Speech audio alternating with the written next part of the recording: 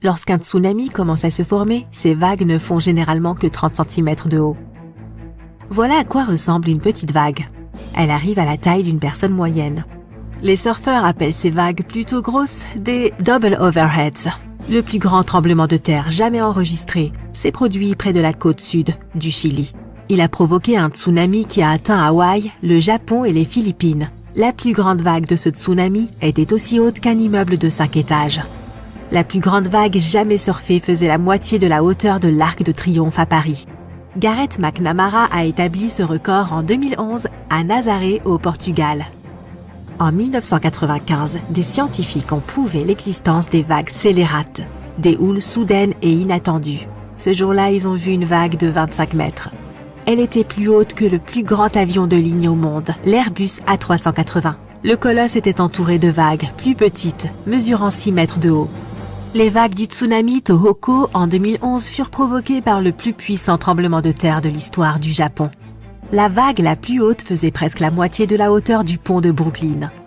L'éruption volcanique du Krakatoa en 1883 a produit le son le plus violent jamais entendu à la surface de la planète. La plus haute vague du tsunami formée par l'éruption était aussi haute que la Statue de la Liberté. Le tsunami des îles Aléoutiennes en 1946 a été déclenché par un puissant tremblement de terre un 1er avril. La plus haute vague de ce tsunami était un peu plus haute que le Colisée de Rome. Le tsunami de 2004 dans l'océan Indien a commencé le lendemain de Noël. Il a été provoqué par un puissant séisme sous-marin, dont les secousses ont produit une série de très grandes vagues. La plus haute d'entre elles atteignait presque la hauteur de la tour de Pise. L'un des glissements de terrain les plus désastreux a frappé la vallée de Lodalen en Norvège en 1936. Un énorme morceau de roche, presque 2 fois plus grand que la tour Eiffel, s'est détaché et s'est précipité dans le lac Lovatnet. Cela a provoqué une énorme vague de tsunami qui était presque aussi haute que le Taj Mahal en Inde. Le méga tsunami du Groenland de 2017 a été provoqué par un énorme glissement de terrain dans l'un des fjords. Les vagues qui ont inondé le rivage atteignaient la hauteur de Big Ben. Une puissante éruption volcanique a provoqué un glissement de terrain sur un dôme de lave vieux de 4000 ans. Cela a provoqué le méga tsunami du mont Unzen. La plus grande vague faisait la moitié de la hauteur de la Space Needle de Seattle. Le méga tsunami de l'île de Fogo s'est produit il y a 73 000 ans, quand une partie du volcan Pico de Fogo s'est effondrée dans la mer. La plus grande vague de ce tsunami était aussi haute que le Washington Monument. Lorsque les 457 mètres supérieurs du mont Sainte-Hélène ont explosé, cela a provoqué un énorme glissement de terrain. Une partie de cette avalanche a plongé dans le lac Spirit. Cela a provoqué une vague qui faisait plus de la moitié de la hauteur de la tour Eiffel. Le méga tsunami du barrage du Vajon s'est produit lorsqu'un glissement de terrain a entraîné 255 millions de mètres cubes de forêt, de terre et de roches dans le lac.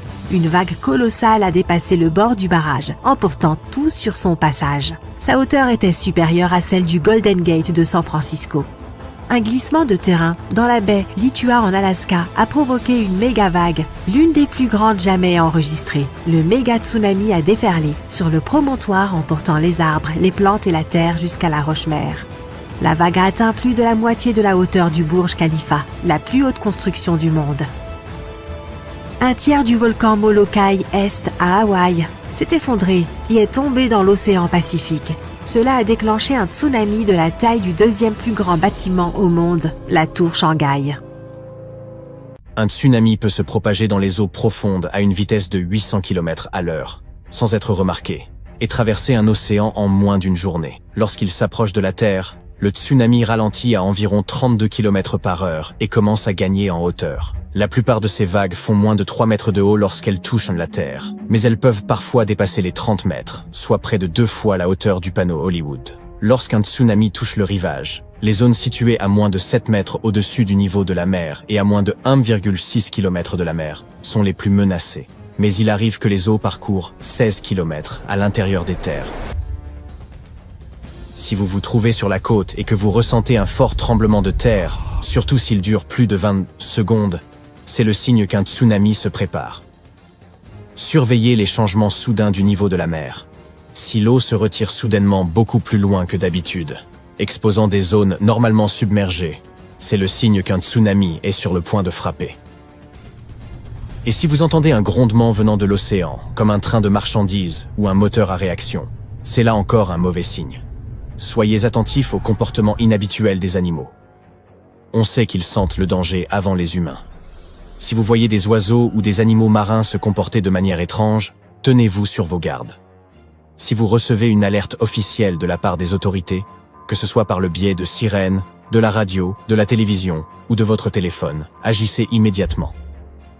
Si vous vous trouvez dans une zone sujette au tsunami et qu'il y a un séisme, n'attendez même pas les avertissements officiels. Dès que les secousses cessent et que vous êtes en mesure de vous déplacer sans danger, rejoignez rapidement la zone surélevée la plus proche, c'est pour votre sécurité. Il vous faudra peut-être partir de nuit et par très mauvais temps. Si vous connaissez bien l'itinéraire, vous aurez moins à réfléchir en cas d'urgence, et ça peut vous sauver la vie.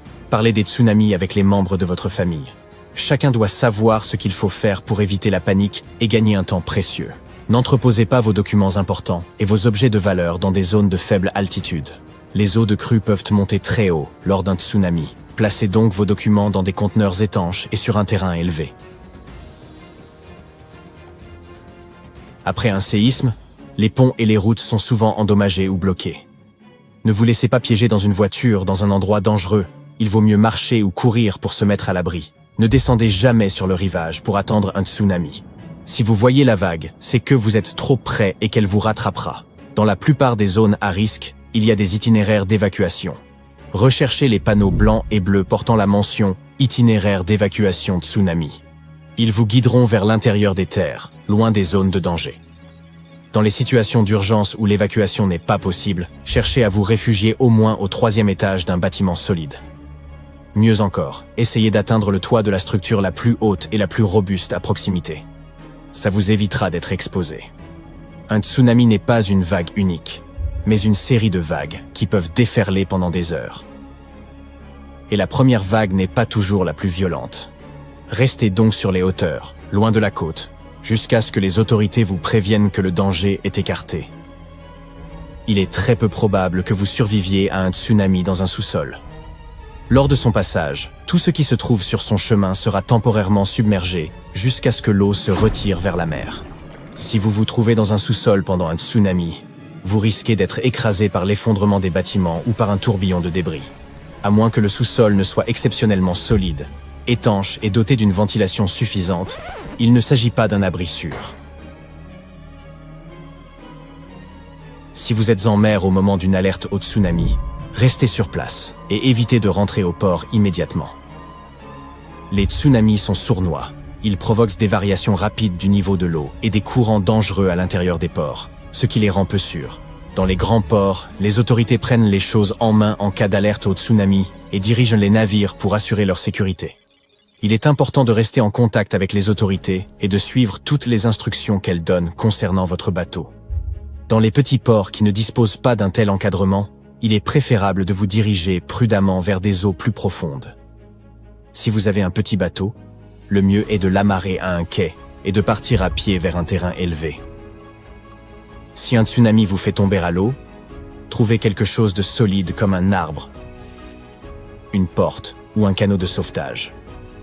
Accrochez-vous fermement à cet objet pendant que les vagues vous emportent et faites ce que vous pouvez pour ne pas avaler d'eau. Les personnes qui portent un gilet de sauvetage auront de meilleures chances de survie parce qu'elles restent à la surface de l'eau et peuvent respirer normalement. Les vagues de tsunami ne sont pas des vagues ordinaires et ne conviennent donc pas à la pratique du surf. On ne peut pas y poser une planche. Elles ressemblent davantage à un mouvement de marée qui va et qui vient. Et elles sont beaucoup plus grandes, plus rapides et plus puissantes. Il est donc non seulement dangereux, mais aussi illégal, dans de nombreux pays, d'essayer de surfer sur ces vagues.